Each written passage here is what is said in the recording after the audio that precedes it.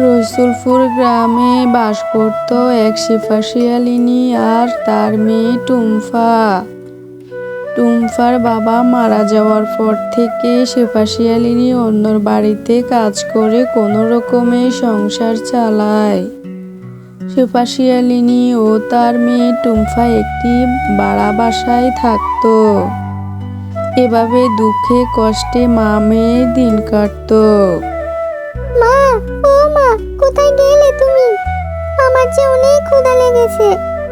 মা যে কোথায় গেল? যাই ওদিকে একটু দেখি। তারপর টুম্পা কোথাও তার মাকে খুঁজে না পেয়ে খুঁজতে বেরিয়ে যায়। তারপর রাস্তায় টুম্পা তার মুন্নি কাকিমাকে তরমুজ বিক্রি করতে দেখে। টুম্পা সেখানে যায়। মুন্নি কাকিমা, একটা তরমুজ দাও না গো। টাকা এনেছিস? আগে টাকা দে, তারপর তরমুজ দেব। তরমুজের অনেক দাম। মুন্নি কাকিমা, আমাকে একটা তরমুজ দাও না। আমার মা এখনো বাড়ি আসেনি, আমি তোমায় টাকা দিয়ে যাব। আরে টুম্পা, আমি বাকিতে কোনো তরমুজ বিক্রি করি না। আগে টাকা নিয়ে আয়, তারপর তরমুজ দেব। ঢং দেখে আর বাঁচি না, যা এখান থেকে। টাকা নাই, আসছে তরমুজ খেতে। মুন্নি শিয়ালিনীর ধমক দেখে টুম্পা বাড়ি চলে আসে। মা, তোমার আসতে এত দেরি হলো কেন? আমি তোমাকে কত খুঁজেছি। মারে, মানুষের বাড়ি বাড়ি গিয়ে কাজ করি, কাজগুলো শেষ করতে তো একটু সময় লাগে। কাজ না করে আসলে মানুষ আমাকে টাকা দিবে রে মা। মা, জানো আজকে কি হয়েছে? আমি যখন তোমাকে খুঁজতে গিয়েছিলাম, তখন বাইরে গিয়ে দেখি মুন্নি কাকিমা তরমুজ বিক্রি করে। তরমুজ দেখে আমার খুব তরমুজ খেতে ইচ্ছে করেছিল। আমি মুন্নি কাকিমাকে বলেছিলাম আমাকে একটা তরমুজ দিতে। আমি তোমার কাছ থেকে টাকা নিয়ে পরে ওনাকে দিয়ে দেব। উনি আমাকে বলে উনি নাকি বাকিতে তরমুজ বিক্রি করে না। আরো আমাকে কত কথা শুনিয়েছে। মা, আমার তরমুজ খেতে ভীষণ মন চাইছে, তুমি আমাকে একটা তরমুজ কিনে দাও না। মারে, তুই মন খারাপ করিস না। আমি কাল কাজ করে আসার সময় তোর জন্য একটা বড় থেকে তরমুজ নিয়ে আসব। কাল আমি বেতন পাবো।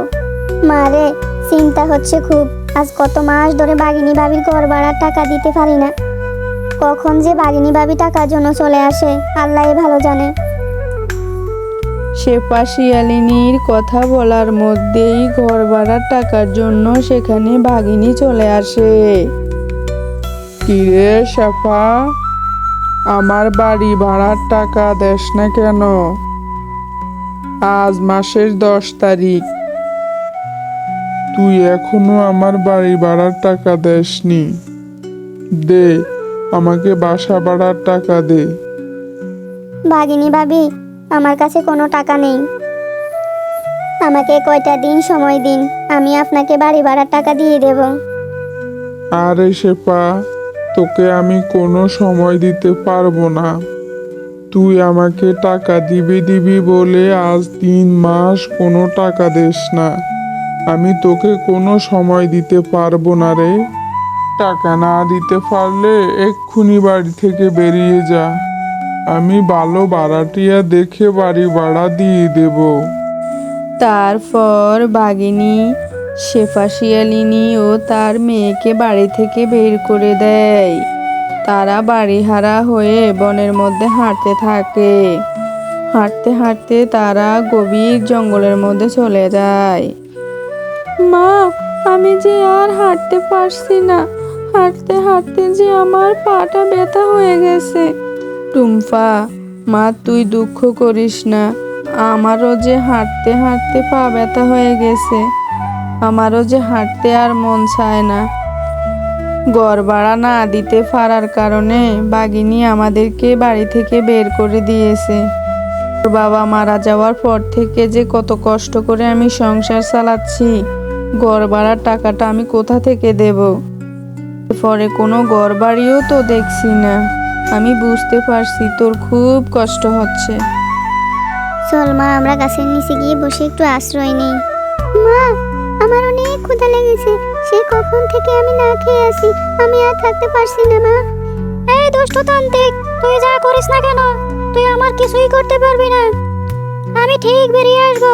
আমার প্রাণ থাকতে আমি তোকে জাদুর কাঠি দেব না।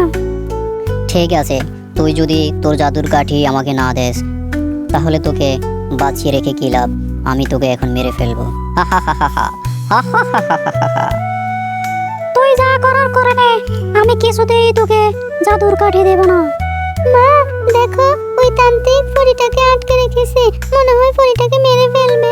মা চলো না, আমরা পরীটাকে দুষ্ট তান্ত্রিকের হাত থেকে বাঁচাই। টুম্পা তুই ঠিক বলেছস, আমাদের উচিত পরীটাকে বাঁচানো। আমরা যে করেই হোক এই পরীকে বাঁচাবো। মা টুম্পা তুই এখানে দাঁড়া, আমি দেখি কিছু একটা করতে পারি কিনা। তারপর শেফা শিয়ালিনী পিছন থেকে গিয়ে দুষ্ট তান্ত্রিককে একটা লাঠি দিয়ে আগুনের মধ্যে ফেলে দেয়। ওরে মারে, ওরে বাবারে, আমাকে বাঁচাও, আমার শরীর জ্বলে যাচ্ছে, আমি আর কখনো এমন করব না, আমাকে বাঁচাও। তোমাদেরকে অনেক ধন্যবাদ, তোমরা আমার অনেক বড় উপকার করেছো। তোমরা না আসলে হয়তো এই দুষ্ট তান্ত্রিক আমাকে মেরেই ফেলতো। আর তোমরা এখানে কি করো? এই গহীন জঙ্গলে তো কেউ থাকে না। তারপর শেফা শিয়ালিনী পরীকে সব কথা খুলে বলে।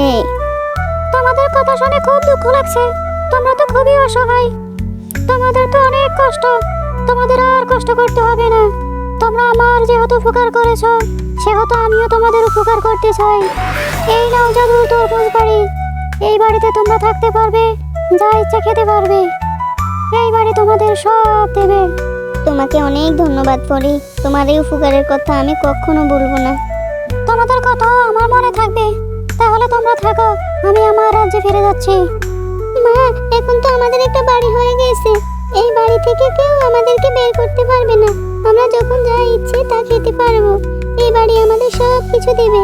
মা তোমাকে আর অন্যের বাড়িতে কাজ করতে হবে না। মা আমরা এখন থেকে অনেক সুন্দর করে দিন কাটাতে পারবো। হ্যাঁ রে মা, আল্লাহ মনে হয় আমাদের উপর রহম করেছে, আমাদের আর দুঃখ করতে হবে না। তারপর টুম্পা ও তার মা সুখে শান্তিতে ওই তরমুজ বাড়িতে বসবাস করতে থাকে।